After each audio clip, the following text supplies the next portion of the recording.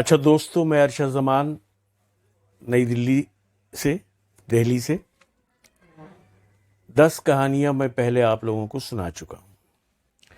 आज 3 तारीख है और मैं ये 11वीं कहानी सुना रहा हूं। मैंने आप लोगों से वादा कर रखा है कि मैं हर रोज एक कहानी आप लोगों को सुनाता रहूंगा। ऐसा हमारा विचार है कि लगातार मैं आप लोगों को 100 कहानियां सुनाऊंगा, जिसमें से आज 11वीं कहानी है। अब आज की कहानी जो है वो मुझसे गलती हो गई थी, बहुत भयंकर गलती। उस गलती का खमियाजा मैंने कैसे भुगता, उस गलती की जो परेशानियां थीं वो मुझ पे कैसे आईं, वो मैं आज आपको इस कहानी में सुनाऊंगा। और आप भी इस कहानी से एक ऐसी इबरत हासिल करें, एक ऐसी ज्ञान लें, और आप हो सके तो ऐसी गलती ना करें आप लोग।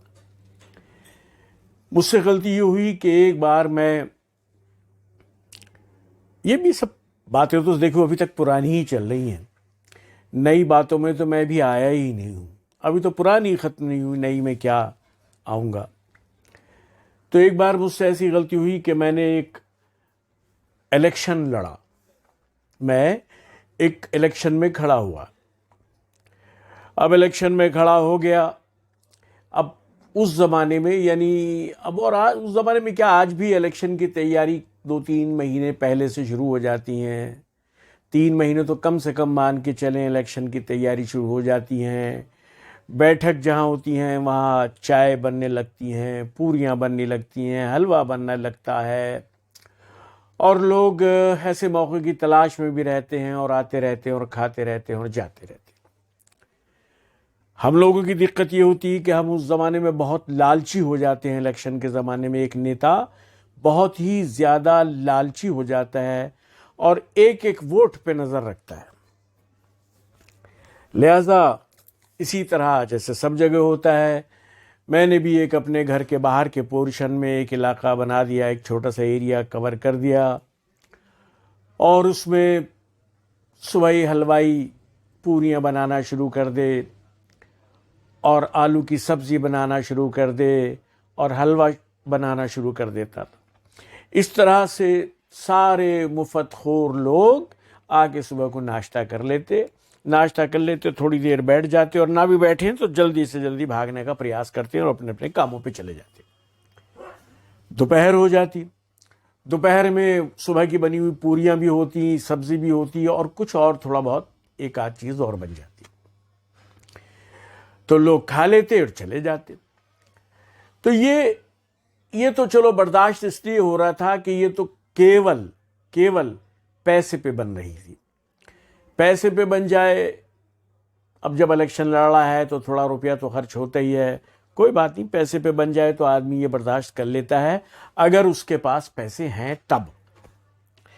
लेकिन बहुत सारी मुसीबतें और परेशानियां ऐसी आती हैं कि जो पैसे पे नहीं आती हैं, वो अपनी खुद की जान पे आती हैं। उसमें कभी कभी अपनी तौर तरीक़ों से और अपने मिजाज से कंप्रोमाइज़ करना पड़ता है, और कहीं कहीं तो अपने ज़मीर से जो है कंप्रोमाइज़ करना पड़ता है, दिल से कंप्रोमाइज़ करना पड़ता है। दिल नहीं चाहता है ये काम मत करो, लेकिन मजबूरी है, इलेक्शन है, सियासत है, करना पड़ता है।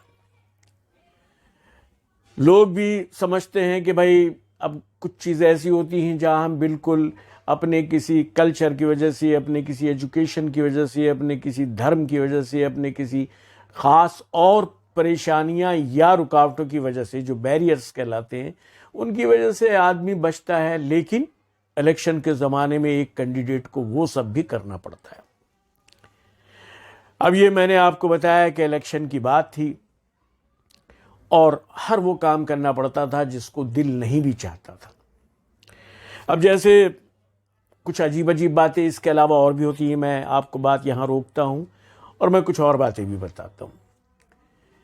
हमारे क्षेत्र में एक दो बूढ़ी और लेडी थी, कोई वो आ गई कि जी मुझे भैया मेरी आंखों से नहीं दिखाई देता, मुझे चश्मा बनवा दो। अरे भाई पैसे तो दे सकता हूँ चश्मा बनवाने के लिए, अब उसे बुढ़िया को उठाऊं, आँख टेस्ट कराऊं, चश्मा बनवाने के लिए जाऊं, उसको फिर उठा के बिठाऊं, फिर रिक्शा में बिठाऊं, फिर उसके घर तक पहुंचाऊं। अब ये भी बात एक मुसीबत होती थी। किसी ने कहा मेरे हाथ पे लाके दांत रख दिए कि भैया देखिए मेरे दांत टूट गए, बने हुए दांत जो होते हैं प्लास्टिक के वो टूट गए थे। किसी ने कभी पहले बनवाए होंगे 2 दांत, अब उसके 5 दांत टूट गए। तो उसने टूटा हुआ दांत मेरे ला के हाथ पे रख दिया कि भैया देखिए मेरा दांत टूट गया है, मुझे दांत बनवा दे। अब भैया फिर चला जा रहा हूँ डेंटिस्ट के पास, पहले उसका नाप देने जा रहा हूँ, फिर उसको काम करने जा रहा हूँ, फिर उसको दिलवाने जा रहा हूँ, फिर एक दिन खराब।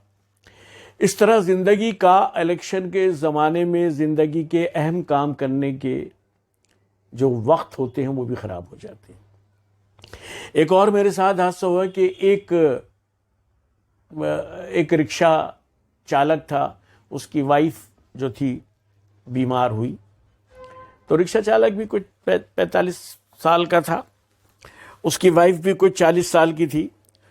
उसकी तबीयत ख़राब हुई, वो सीधा भाग के अपनी रिक्शा में अपनी वाइफ को बिठा के अस्पताल तो गया नहीं, मेरे पास आ गया कि भाई साहब कहाँ हैं। बाहर आके पूछा तो मेरे छोटे भाई ने कहा कि अंदर हैं। कि सर जल्दी बुलाओ उन्हें।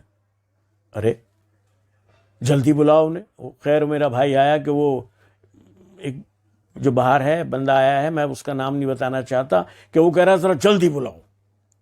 मैंने कहा चल भाई जल्दी चलेंगे, हमारी तो लगी पड़ी है, क्योंकि हमसे बहुत बड़ी गलती हो गई है कि हमने इस इलेक्शन में और राजनीति में हिस्सा लिया इस देश में, चलो चलते।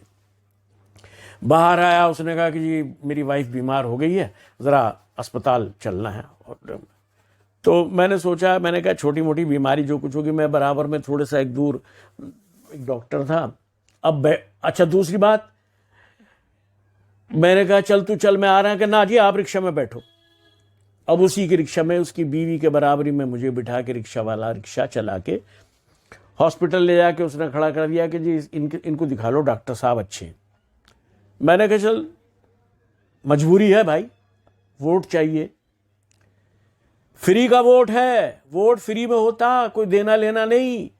मगर जनाब वोट अब उसमें गए, उसका डॉक्टर ने सब चीज़ें बताई, थोड़ी देर बैठा, मैं बाहर बैठा था, थोड़ा खड़ा भी था, कोई और भी लोग आ गए थे, उनसे बातें कर रहा था। वो आधे पौन घंटे के बाद वो रिक्शा वाला अंदर से अपनी बीवी के साथ आया। बाहर आके मैं खड़ा था कि वो भाई साहब आपको डॉक्टर साहब बुला रहे हैं। मैं फिर डॉक्टर साहब के पास गया, मैंने कहा भाई डॉक्टर साहब बताइए क्या बात है। डॉक्टर साहब ने मुझे 480 रुपए का बिल पकड़ा दिया। 500 रुपए समझ लो, 480 रुपए का बिल पकड़ाया। मैंने कहा डॉक्टर साहब वो तो उसको देना चाहिए था, उसकी वाइफ का मामला था, ये जो भी कुछ था। तो उसने कहा नहीं, उसने रिक्शा वाले ने कहा कि भाई साहब को दे दो बिल, पैसे वही देंगे। अब मैं खामोश चुप। वो इत्तेफाक की बात है, वैसे मैं ज्यादा पैसे जेब में नहीं रखता हूं, ये मुझे बचपन से आदत है, मैं पैसे के लिए एक दूसरा बंदा मेरे साथ कोई ना कोई हिसाब दूसरा रखता हूं मैं। वो 500 रुपए मैंने उनको दिए, उन्होंने 20 रुपए डॉक्टर साहब ने मुझे वापस दिए। उस वक्त 100 के नोट चलते थे, 500 का नोट नहीं चलता था। तो खैर वो 20 रुपए उन्होंने मुझे वापस दिए और मैंने कहा तू चल, रिक्शा में बिठा के बैठ के वो चला गया। मैं वो 500 रुपये और अपना सारा दिन खराब करके वापस आ गया।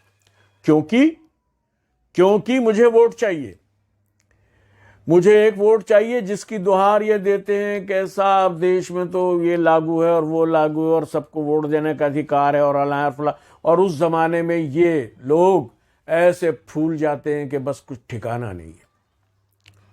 एक वोट के लिए ऐसे फूल जाते हैं, ऐसे मूड बनाते हैं और उनके नखरे वो 2-3 महीने ऐसे सहने पड़ते हैं एक कैंडिडेट को कि उस कैंडिडेट को इलेक्शन लड़ना तो क्या, उसकी जान निकल जाती है।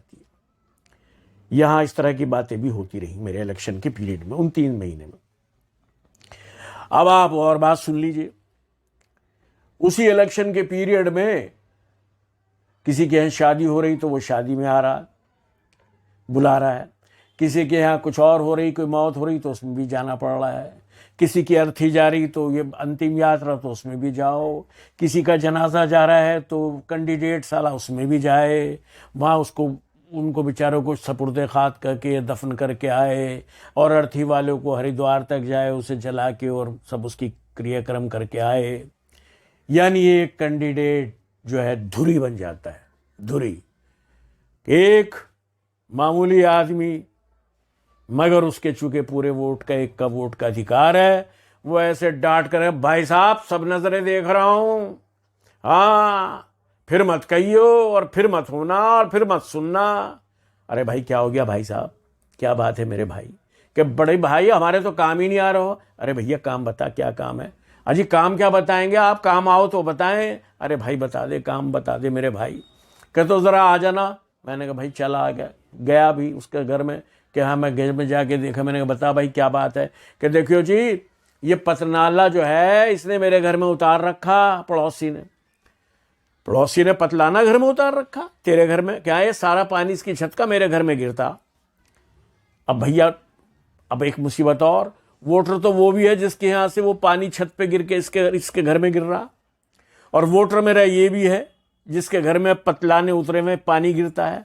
तो अब मैं किसकी कहूँ? वहाँ कैंडिडेट साला हिजड़ा बन जाता है, कोई औकात नहीं रहती, कुछ समझ में नहीं आता कि भाई क्या करे क्या ना करे। तो भैया मैंने तुम लोगों को एक बात बताई कि राजनीति में अगर आप बेईमान नहीं हैं, अगर आप धोखेबाज नहीं हैं, अगर आप भ्रष्टाचारी नहीं हैं, तो भैया इलेक्शन में मत खड़ा होना। अब एक बात सुन लो, दूसरी बात जिसके लिए मैंने एक कहानी आप लोगों को सुनाने लगा हूं। देश में हमारे यहाँ रीति रिवाज बहुत हैं, हमारे देश के अंदर आस्थाएं बहुत हैं, हमारे देश के अंदर मर्यादाएं और अजीब अजीब बातें हैं जिसको आप सुन भी नहीं सकते। मैंने जैसे सुनी नहीं थी, और सुन लिया तो फिर यार सोचने में मजबूर होता। पढ़ा लिखा आदमी हूँ यार, पढ़ लिख लिया। अब पढ़ लिखने के बाद इस तरह की बातें सामने आती हैं तो बड़ा दुख होता है। एक तो पढ़ाई लिखने के बाद ये बातें सामने आ रही हैं, नंबर 2 उसके बाद मैं कैंडिडेट हूँ, इलेक्शन में वोट चाहिए, नंबर 3 तो समझ लो कि चू चू का मुरब्बा बन जाता है एक कैंडिडेट। अब एक मेरे पास उसी पीरियड में 2 मेरे पास शादी के कार्ड आए। एक शादी का कार्ड आया, को कार्ड वार्ड जो था ठीक था, कलवा के यहाँ शादी थी, मैं उसके यहाँ जाना ही था भैया, इसलिए जाना था कि मेरे क्षेत्र का आदमी था। इलेक्शन में टिकट चाहिए, हम तो बिक चुके होते हैं टिकट के चक्कर में, एक वोट के चक्कर में, और भैया उनके नखरे जो हैं हमारे ऊपर फ़र्ज बन जाते हैं। जब फ़र्ज बन गए तो आपको जाना पड़ेगा। मैं कलवा के यहाँ चला गया शादी में कलवा के यहाँ जाके देखा तो मैंने कहा भाई कलवा के घर पे शादी हो रही होगी, उसकी लड़की की शादी थी। मैं उसके घर पे पहुँच गया, तो घर पे गया तो घर पे कोई नहीं। मैंने कहा भाई घर पे शादी है, कहाँ गए सब? कि जी वो खेत में हो रही शादी। मैं खेत में कहा कि वो आगे को है, ज़रा खेत चले जाओ थोड़ा, वो यूं जाके ऐसे करके मंदिर आ जाएगा, मंदिर के पीछे वो खेत है, उसमें शादी है। तो मैंने सोचा कि यार शादी बड़ी कर रहा होगा, चलो जाके वहाँ शादी में भी बैठ लेते, जाना तो पड़ेगा भैया, वोट चाहिए। अब जाके देखा तो वहाँ एक टेंट लगा हुआ, टेंट में थोड़ी सी सजावट हो रही है, थोड़ी सी सजावट में एक पंडित अपने बैठा हुआ कुछ जो भी पढ़ रहा है उनके धर्म के अकॉर्डिंगली, ठीक है, वो तो शादी का मैटर है, पढ़ता रहे। मैंने कहा कि भाई शादी कहाँ है? और मैंने कहा बारात। कि बारात जी क्या नहीं है, बारात दूल्हा बैठा। मैंने कहा दूल्हा कहाँ बैठा? कि वो वहाँ बैठा। मैंने कहा भैया ये इसको इतनी दूर क्यों बिठा रखा, शादी तो यहाँ चल रही। कि तो उसने कहा जी अभी वो भी आएगा। मैंने कहा पता नहीं क्या आएगा। मैं भी भैया एक जगह, मैं एक 20 एक कुर्सी भी पड़ी थी, मैं उस कुर्सी पे जाके एक पे बैठ गया। मेरे साथ भाई आप जानते हो कि जब ज़रा सा आदमी इलेक्शन लड़ता तो ज़रा भाव में रहता, थोड़ा अपने आप को बहुत बड़ा, जाने क्या छोटे से इलेक्शन में बहुत बड़ा लीडर समझे अपने आप को, धोखा खाता साला। अब जना के वो मैं जाके उस कुर्सी पे बैठ गया। मेरे साथ चुके, अब आप जानो इलेक्शन का टाइम होता तो 2 एक बंदे और लगे रहते हैं, ज़रा उससे रोब डल जाता लोगों पे कि भाई नेताजी के साथ और भी जनता है। अब ये पता नहीं कि नेताजी की गले में आई पड़ी है, अबे इन दो जो लगाए फिर रहे हैं 2-3 आदमी, इनको रोज के 500 रुपए दिहाड़ी दो, इन्हें खाना खिलाओ, इनके नखरे 100 और जना 50 बातें। खैर मैं भी बहुत सारी बातें होती हैं 3 महीने में, लेकिन मैं छोटी सी बात, मैंने कहा भाई कहाँ है दूल्हा, कि दूल्हा अच्छा, मैंने कहा चलो शायद आ जाए, वो पंडित जी पढ़ा रहे हैं, ये कर रहे हैं, वो कर रहे हैं, बहुत कुछ हो रहा है। बहुत देर तक बातें होती रही, होता रही, वो जो था वो नहीं आया। बाद में मैंने देखा उसे बुलाने एक बंदा गया, तो मैंने कहा भाई क्या अब शुरू हो रहे हैं फेरे? मैंने कहा भाई यार ये तो सारा दिन आज खा जाएगा कलवा का, ये शादी लौंडिया की, मगर अब क्या करूं, मुझे तो वोट चाहिए। मैं भैया बैठ गया दिल मार के। बाद में पता चला कि कलवा की जो लौंडिया है, लड़की है जिसकी शादी हो रही, मंगली है। किसी ने मुझे वहीं बताया, उसी के गांव के आदमी ने, कि जी लौंडिया मंगली है, इसलिए घर पे शादी नहीं करते, जरा गांव में करनी पड़, जरा जंगल में करनी पड़ रही। मैंने कहा मंगली है तो घर पे नहीं करते क्या? कि ना। कि मैंने कहा अच्छा। मैंने कहा यार ये क्या बात है? कि जी बस पुराना चला आ रहा। मैं चुप हो गया। भैया दूसरे की आस्थे में, दूसरे के रीति रिवाज में बोलने का मुझे अधिकार नहीं था, और बोलूंगा जरा कुछ बोला तो मेरे वोट कट गए, बड़ी मुसीबत। खैर मैं चुप होकर बैठ गया। देखा तो पंडित जी ने एक झुंड खड़ा था, झुंड कहते हैं, एक झुंड, एक सरकंडे निकलते हैं उस पर, सरकंडे निकलते हैं, एक झाड़ी झुंड सा होता। वो लड़की को वहां लाके झुंड के पास बिठा दिया। मैंने कहा हो सकता है कोई इनके यहाँ धर्म का कोई चक्कर हो। मैंने कहा भाई अब क्या बात है? कि जी वो बात ये है कि इसकी लौंडे की शादी पहले झुंड से कराई जाएगी। मैंने कहा क्या क्या कह रहा है यार? उसको गांव वाला कहने लगा जी भाई साहब पहले इस लड़की की शादी झुंड से कराई जाएगी। मैंने कहा अच्छा झुंड से? कि हाँ झुंड से फेरे फिरे, पहले झुंड के इर्द गिर्द ये घूमेगी, चिराग जलाए, वो दिया जलाएगी, जिन्हें क्या क्या संदूर लगाएगी, ये करेगी वो करेगी, क्या क्या करेगी, सबसे पहले इसका काम किया जाएगा। मैंने कहा फिर? कि फिर वो लौंडा आएगा, वो जो जिससे शादी, वो सामने जो बैठा है वो दूल्हा, वो फिर आएगा। मैंने कहा फिर? कि फिर उससे कराई जाएगी। अबे मैंने कहा यार ये झूठ से कराने का क्या हिसाब है? कि जी बच्चा है, आपको नहीं पता, ये हमारे यहाँ होता। मैंने कहा चल भाई अब बैठ। देखो अब यानी कि मैं पढ़ा लिखा आदमी बेवकूफ़ नहीं बन सकता, लेकिन वहाँ धरातल पे बैठ के उनके रीति रिवाज के हिसाब से मुझे बेवकूफ़ बनना पड़ा, यानी समझ लो चूतिया बनना पड़ा। चलो ये भी नहीं मट गई बात। उससे शादी हो गई, लौंडे से शादी हो गई। तो मैंने कहा भाई तू पहले ही इस लड़के से क्यों नहीं कर रहा है? कि जी लौंडा मर जाएगा। मैंने कहा अच्छा, लौंडिया शादी, लड़की शादी करेगी तो लौंडा कैसे मर जाएगा भाई? कि भाई साहब एक तो लड़का ढूंढने में बड़ा टाइम लगता, मंगली से कोई शादी नहीं करता। ये वो मुझे गांव का बंदा बता रहा, जो कलवा का दोस्त भी था, मेरा भी जान पहचान थी। उसने कहा जो लौंडा मर जाएगा। अच्छा मैंने कहा ठीक। मैंने कहा कहने लगा पहले, मैंने कहा तो फिर इतने, मैंने कहा यार लौंडे की तो मैं ठीक ठाक है, पहले ही कर लेते, अब क्यों देख रहा हो? कि मुझे लड़का नहीं मिला। कहने लगा कि हमें लौंडा नहीं मिला। मैंने कहा फिर लड़के तो मैंने कहा बतेरे मिल जाएंगे, कलवा पे तो एक लड़का और एक लड़की है, और ज़मीन वमीन भी है, थोड़ी बहुत खर्चा वर्चा भी कर ही रहा। कि भाई साहब लड़के का नाम भी ऐसा चाहिए था जो झूठ से मिला हुआ हो। तेरी की। मैंने कहा झूठ से मिला हुआ नाम? कि हाँ। मैंने क्या है नाम दूल्हा का? कि जी झंडू है नाम। तुम्हारी की, यानी लड़के का नाम भी झंडू ढूंढता फिर रहा। वो झंडू नाम का लड़का ढूंढने में उसे वो 1-2 साल निकल गए। वो झंडू कहीं मिल गया उसे, कोई लड़का कहीं काम वाम करे था, उसके बाप ने कहीं बाप दादा ने कहीं झंडू नाम रख दिया था। अब झंडू जरा झूठ से मिला हुआ नाम है, इसलिए उसका नाम झंडू रख दिया था। झंडू बड़ी मुश्किल से मिला, उसे पटाया, समझाया कि मंगली लौंडिया तू मरेगा नहीं, ये नहीं वो नहीं, और हम पहले झूठ से शादी करेंगे, फिर तुझे बुला लेंगे, तो एक ही मिला जुला प्रोग्राम हो जाएगा और काम पूरा हो जाएगा। खैर जी वो पहले झूठ से शादी हुई, फेरे जने क्या क्या रस्म और रिवाज किया गया, उससे विवाह किया गया झूठ से।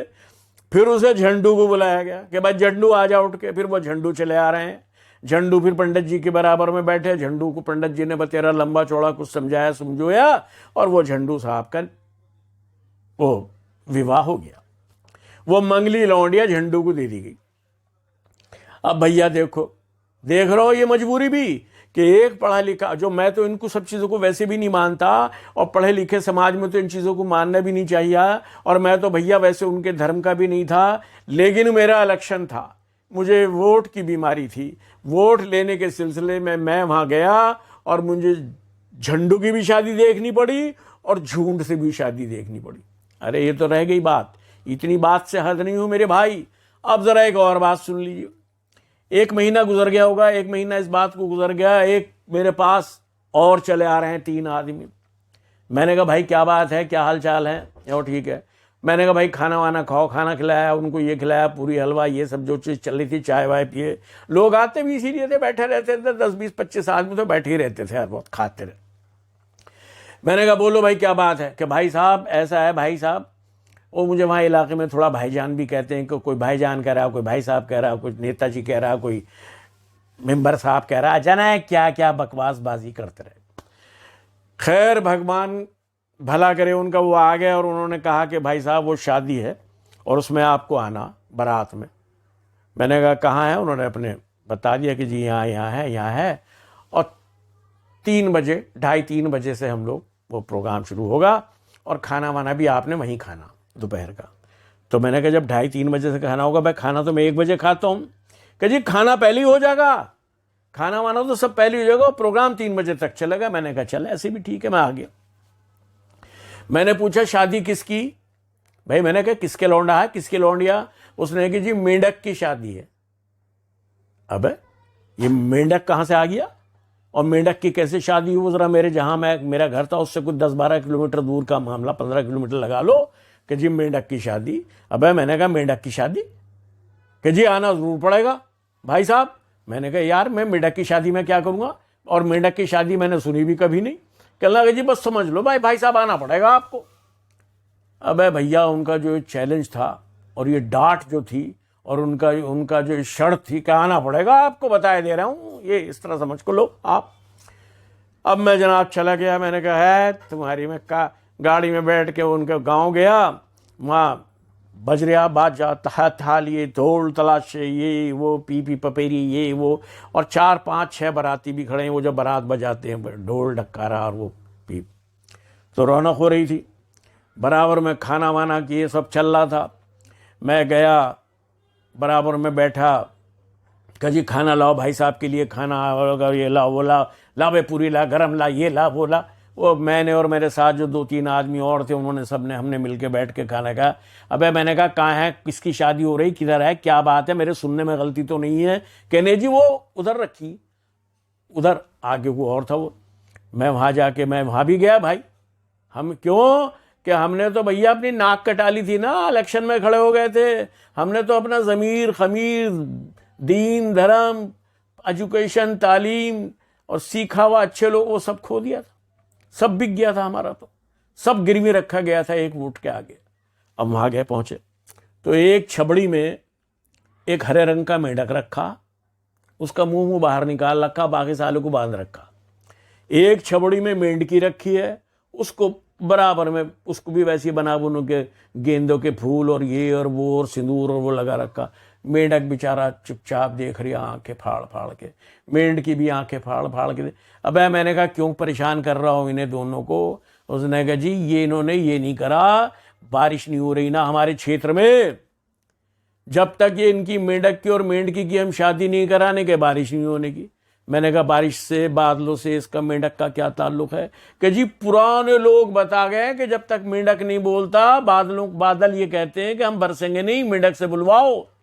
अब मेंढक आजकल बोलता नहीं, तो फिर कि जब ये बीवी इसकी बन जाएगी और इसके साथ रहेगी और उठेगी बैठेगी तो खुशी में बोलेगा तो बादलों में आवाज जाएगी, बादलों में आवाज जाएगी तो बादल बरसेंगे।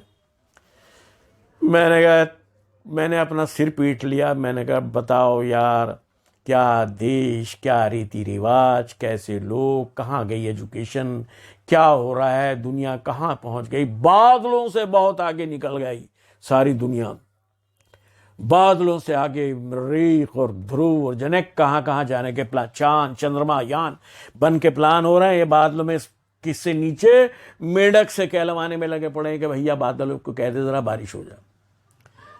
खैर भाई साहब, वो मेंढक और मेंढकी की शादी हुई, पूरे पंडित जी बैठे हुए श्लोक पढ़ते रहे, शादी होती रही, बहुत कुछ हंगामा हुआ। और उन दोनों को मेंढक को और बारात के साथ लेके गए और ले जाके, और वो तालाब था वो जो गांव का, उसमें तेला में मुझे भी खड़ा कहा कि भाई साहब आ जाओ, अब इनको विदा कर रहे हैं। मैंने कहा भाई यार कैसी मुसीबत फंस गई और कैसा साला इलेक्शन हो गया, ज़िंदगी बर्बाद हो गई। और मैंने कहा कहाँ कहाँ जाना पड़ा, आप मेंढकों की शादी में अटेंड करते फिर रहे हैं।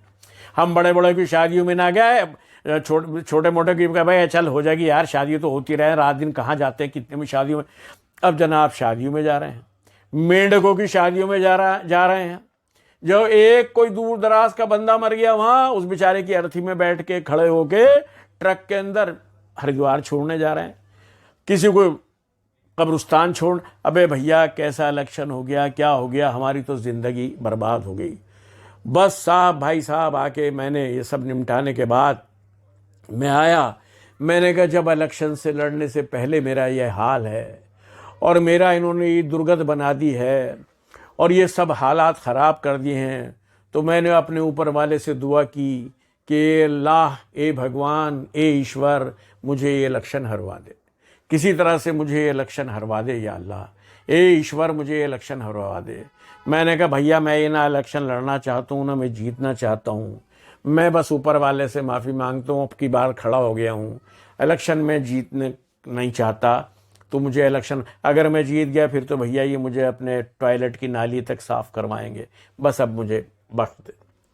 बड़ी मुश्किल से जने कैसे ऊपर मेरे वाले ने मेरी दुआ सुनी और मैं वो इलेक्शन हारा और मेंढकों की बारातों से और भाई साहब दूसरे झुंडों से विवाह कराने वालों से, अर्थियों से और जनाजों से और डॉक्टरों की मुसीबतों से मेरी आफत बची, मेरी जान बची। अब आप भैया इस कहानी का सारांश खुद ही निकाल लेना कि किधर और किस रास्ते पे चलना बेहतर है। कोशिश ये करना कि अच्छे नेताओं को चुनना, इलेक्शनों में अच्छे लोगों को वोट देना, भ्रष्टाचारियों से दूर रहना और उन वोटरों से भी दूर रहना जो तुम्हें मजबूर समझ के अपना उल्लू सीधा कराना चाहे। बस आज की कहानी में इतना ही। Thank you very much.